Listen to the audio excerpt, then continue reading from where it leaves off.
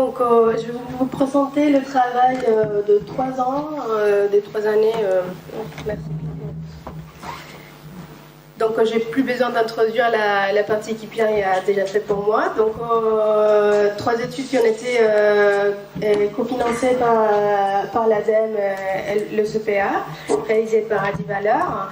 Donc, beaucoup de personnes et beaucoup d'organismes ont contribué à cette étude. Merci. Donc, les 3 études sont divisées par 3 familles des produits. Donc, les produits concernés. Donc, la première famille, c'est les PHU qu'on appelle. Donc, les pots et les pots horticoles usagés. Donc, nous avons les pots et conteneurs utilisés dans le domaine de l'horticulture, mais aussi d'autres plastiques utilisés, donc les plaques en polypropylène, en polystyrène, et les plaques des transports et des semis et bouturages.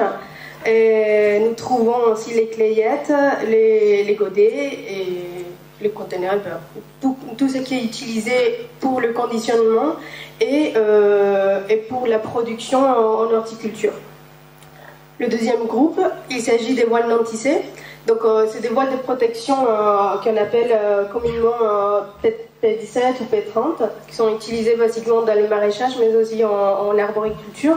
Ce sont des voiles qui sont utilisées pour le gel, donc pour la protection des cultures en hiver. Donc, on les appelle aussi des voiles d'hivernage, donc contre les gels, mais aussi contre les ravageurs. Le troisième groupe, c'est les gaines d'irrigation souples.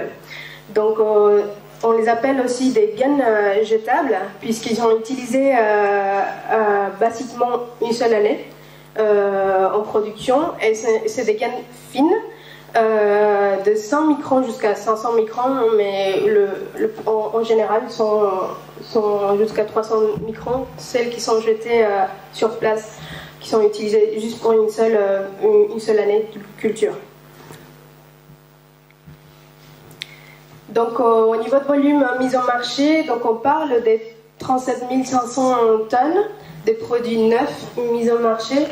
Donc, répartis, la plupart des tonnages, on va les trouver dans les plastiques horticoles, puisque c'est une famille qui abarque beaucoup plus de produits. Presque 1000 tonnes des films non tissés et 1200 tonnes des gaines souples d'irrigation. Donc, pour les produits horticoles, nous allons trouver des plaques et des transports et des semi-bouturages et 20 000 tonnes réparties en pots, godets, conteneurs, grands conteneurs, donc des tout petits volumes jusqu'à conteneurs de 700 litres.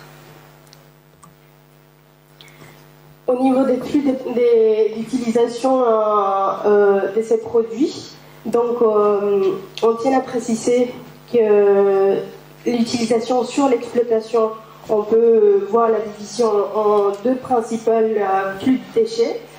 Donc, en fait, une grosse partie, notamment pour les non tissés et les gaines d'irrigation souples, ils vont être utilisés. Donc, l'utilisateur final, c'est le producteur, donc dans les exploitations de production. Donc, ça va être des déchets industriels, donc, qui correspondent à 6500 tonnes. Et aussi, nous allons trouver au niveau des produits horticoles, donc des pots qui ont des pots cassés ou des invendus, mais aussi les plaques qui sont utilisées en semis et bouturage. Les plaques des transports, on va les trouver notamment dans les flux de produits finaux, donc comme produits des conditionnements, qui sont l'utilisateur final, c'est soit les particuliers ou soit les exploitations des distributions, les sociétés de distribution, pardon. Le deuxième flux, donc, comme je viens de vous parler, c'est notamment les pots et les godets, les plaques de transport qui sont utilisées pour le conditionnement des produits finaux. Donc, l'utilisateur final, c'est bien les particuliers. Et ce flux de déchets correspond à 31 700 tonnes. Donc, là, on voit bien que l'utilisateur final, dans ce cas-là, c'est les particuliers. Donc nous, on s'intéresse dans le périmètre de cette étude-là, donc aux déchets industriels, bien entendu, donc les déchets produits sur les exploitations agricoles. Donc dans ces 6500 tonnes des produits usagés en fin de vie dans les exploitations, donc nous allons trouver 3300 tonnes de plastique horticole, donc divisé en deux grands groupes. Donc les pots et godets, ça va représenter que 1000 tonnes, et les plaques de transport, 2250 tonnes. On insiste sur les plaques de transport et semi-bouturage parce qu'elles sont en polyestyrène. Et le polyestyrène, nous avons des solutions de recyclage, mais limitées en France. Au niveau des films non tissés, nous avons 1700 tonnes environ, et gain d'irrigation souple, nous allons trouver 1500 tonnes chaque année comme gisement. Donc nous voyons bien que les déchets produits dans les exploitations, c'est de l'ordre des 3300 tonnes, donc environ 10% des déchets qui ont été produits de ces trois familles de produits. Donc juste pour vous illustrer la répartition de ces volumes usagés, donc 6500 tonnes qui sont très éclatées dans tous les territoires français, et une répartition très hétérogène, donc nous allons voir très difficile à collecter, puisque c'est très éclaté dans toute la France.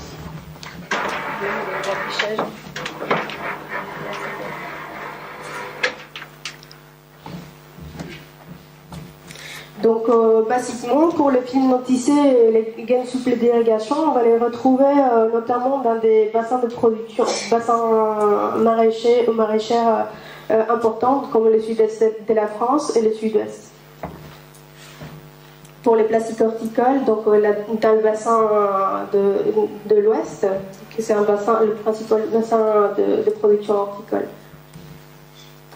Donc les enjeux de l'étude, donc d'abord faire un état des lieux pour connaître la situation en France de la gestion de ces déchets-là. Ensuite, pour répondre aux attentes des professionnels, donc autant les producteurs, les fabricants, les distributeurs, bon, tous les professionnels de la filière. Et donc la réponse à ces attentes-là, c'est de chercher une solution pérenne d'élimination de ces plastiques-là, simple et transparent et avec des coûts maîtrisés.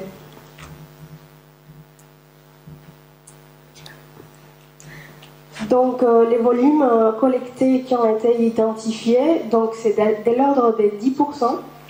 Donc pour les plastiques horticoles, il s'agit de 300 tonnes, donc environ 9% du gisement total. Donc là je parle des 10%. Donc, des 300 tonnes, c'est sur les 3300 tonnes que nous avons trouvées dans le flux déchets industriels. Les films non tissés, ça représente 15% du gisement total, et les gaines d'irrigation souples avec 25% des gisements total. Donc, c'est soit 15% des gisements totaux que à peine sont collectés actuellement. Donc il y a un bon boulot à faire encore. Donc pour ces solutions existantes, donc pour les produits horticoles usagés, un des principaux fabricants s'appelle Soparco. Lui, il a développé un dispositif de collecte et de récupération. C'est un dispositif limité puisqu'il ne récupère que chez ses clients, chez des gros clients. Et donc ça représente que 10% des tonnages totaux qu'on va trouver sur le territoire. Et l'autre grande partie, donc les 30 000 tonnes restants, et ils sont pris en charge par éco-emballage, donc par le point vert d'éco-emballage, puisqu'ils vont se retrouver dans le flux de déchets ménagers.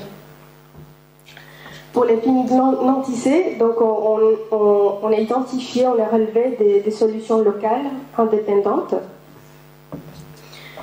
Et pour les gaines d'irrigation souples, donc depuis un an, plus d'un an, oui, Adivaleur, il a mis en œuvre une prestation individuelle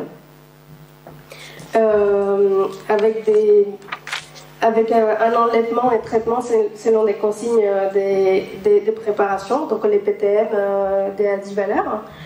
Et il existe donc des solutions locales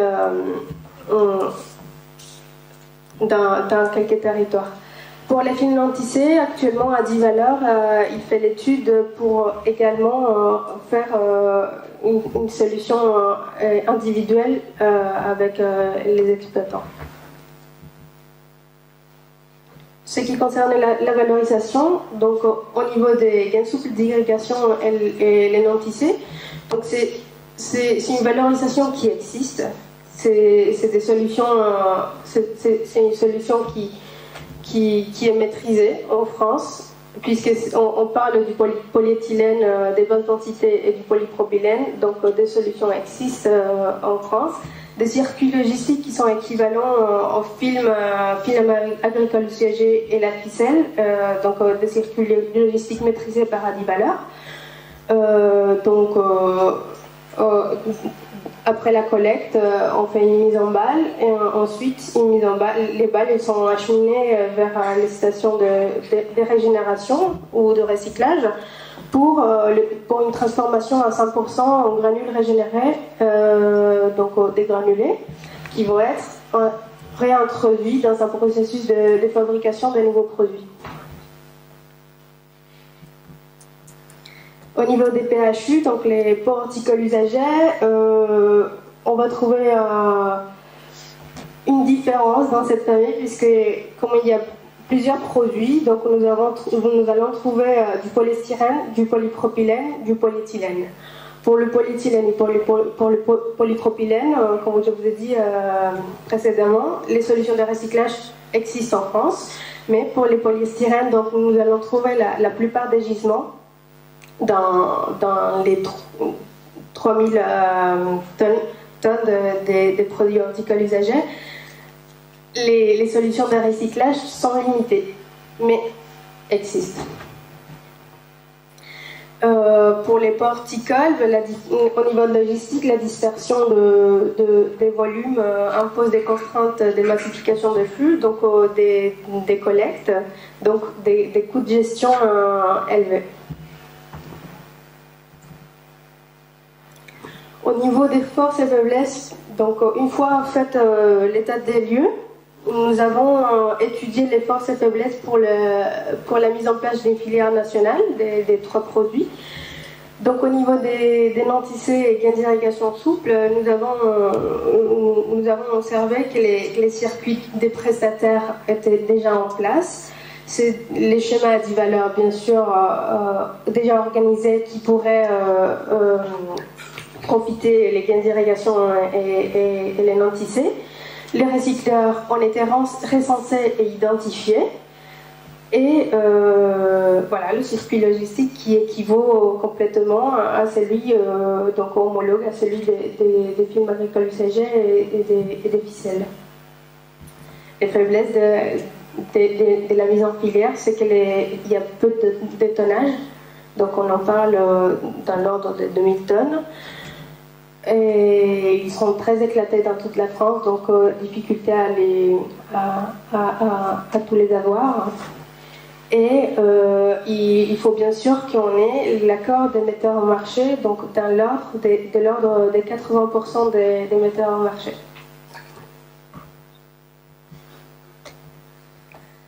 Donc la filière elle est envisageable selon le principe des filières Adivaleur. Pour l'instant, pendant l'étude de la mise en place d'une filière, il y a des solutions intermédiaires, donc déjà mises en place pour les gaines souples d'irrigation, à l'étude pour les non tissés, donc des prestations individuelles proposées par Adivaleur, donc des coûts mis pris en charge par l'exploitant, avec un service proposé, un service des proximités proposées et avec une négociation d'un monitoring avec les prestataires.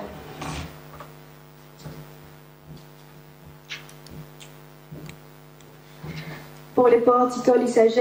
Le réseau des prestataires, bien sûr, il est identifié, il existe, donc réseau à 10 valeurs.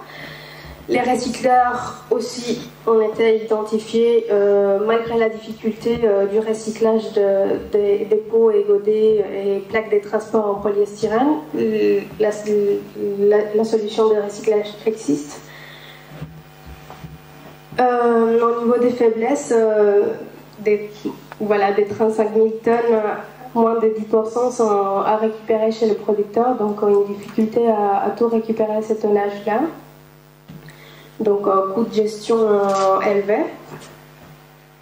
Et difficulté à l'application d'une éco-contribution sur seules 3 000 tonnes, donc seuls 10% des volumes, puisque l'autre part des volumes applique déjà une éco-contribution, que c'est l'éco-contribution des points verts d'éco-emballage. Nécessité des regroupements, donc ce qui implique de mise en place des points de collecte, au point des regroupements, ce qui implique des coûts élevés. Donc absence de ces structures de management, donc des coûts de gestion élevés. Donc les recommandations pour ces ports horticoles, c'est l'organisation de la filière est non recommandée, puisque la gestion et logistique deviennent lourdes et complexes avec des coûts non maîtrisés et élevés. Donc la recommandation, c'est l'établissement d'une guide de gestion des plastiques usagés, donc à disposition des professionnels, donc, et des opérations individuelles avec des prestataires locaux, donc ponctuels, des solutions ponctuelles. Voilà, donc ça c'est le fruit du travail des 3 années. J'ai remercié à toutes les personnes qui ont contribué à cette étude parce que je sais que dans le public il y en a beaucoup entre vous. Donc les stations d'expérimentation, les distributions coopératives, les adhérents, les chambres d'agriculture, les fabricants qui ont beaucoup participé à l'étude. Et voilà, et les exploitants eux-mêmes qui ont beaucoup aidé à la réponse des enquêtes et à leur participation. Merci beaucoup.